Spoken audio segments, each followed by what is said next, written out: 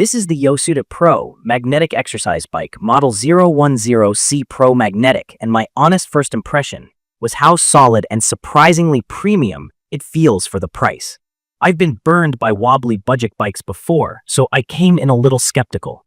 Within a few rides, the frame stiffness, the smooth spin from the heavy flywheel, and the near-silent belt drive made it clear this one belongs in a different tier. Unboxing took a bit of muscle because the package is heavy, but most of the main body was already assembled. I attached the front and rear stabilizers, seat post, handlebar post, the pedals, and the monitor. The only part that ever makes me nervous on any spin bike is the left pedal.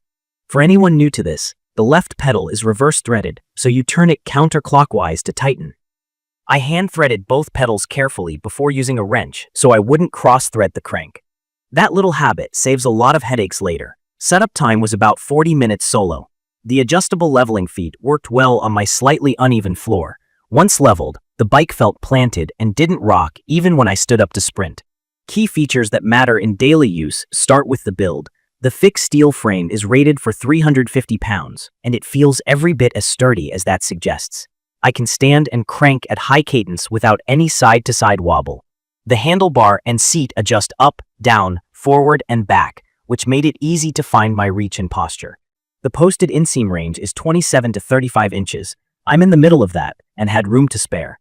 If you're much taller than 6'2", the handlebar height might still feel a touch low for long rides.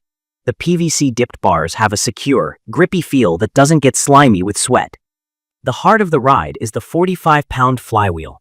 If the term flywheel is new to you, think of it as a big spinning disc that builds momentum. Heavier flywheels keep your pedal stroke smooth through the dead spots at the top and bottom of the circle.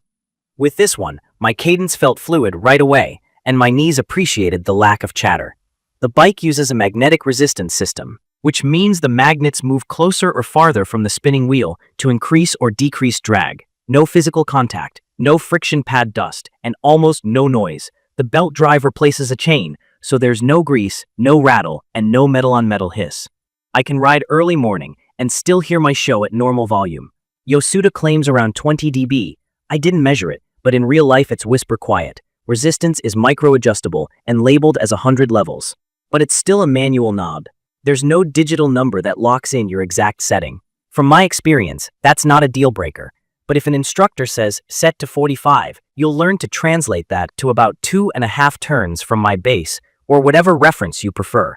I found a few anchor points, like a climb setting and a sprint setting, and I returned to those by feel. The transition between light and heavy is smooth, and there's enough top-end resistance to make a standing climb feel legit.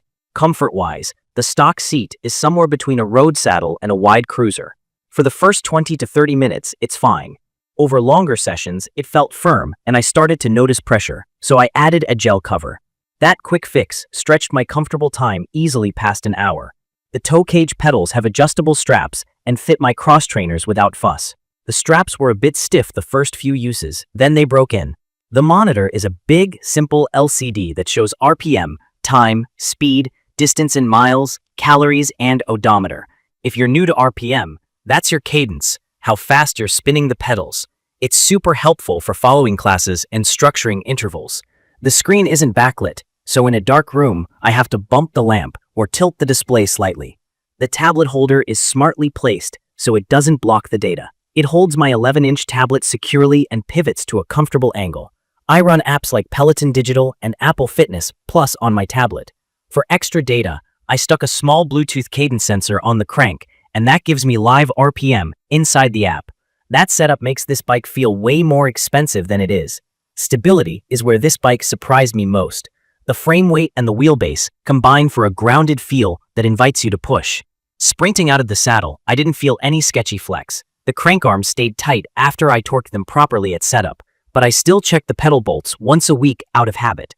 I've seen others strip crank threads on bikes in this price range by misthreading or riding with a loose pedal, so I'm extra careful about that. So far, zero issues.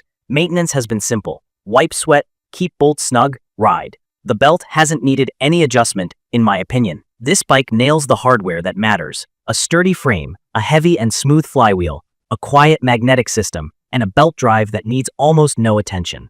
The trade-offs are reasonable. The monitor is basic, the knob isn't digitally indexed, and the stock seat might not be everyone's favorite for long rides. But paired with a tablet and a cheap cadence sensor, it becomes a capable training setup that slots right into modern app-based workouts. It's perfect for early morning riders, apartment living, shared spaces, and anyone who wants a serious workout without cranking up the noise. If you're starting out, the broad adjustability and smooth resistance curve make it unintimidating. If you're experienced, the top-end resistance and stable platform won't hold you back. From my experience, it feels like a light commercial bike in all the right ways while staying friendly to home use. I'd recommend this for people up to 350 pounds who want reliability and stability, riders who prefer to bring their own tablet and apps instead of paying for a locked ecosystem, and anyone who values quiet operation. If you're over 6'2", you might want to test reach and handlebar height before committing, or plan on a minor setup tweak, like raising the front with a mat if needed. If long sessions are your thing, plan on a seat swap or a gel cover.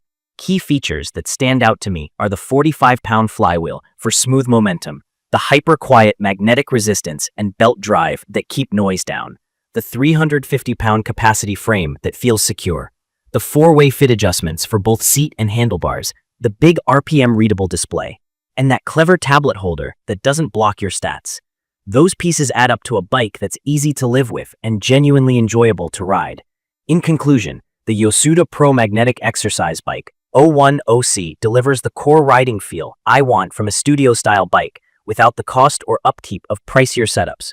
The silence and stability make it easy to build a habit.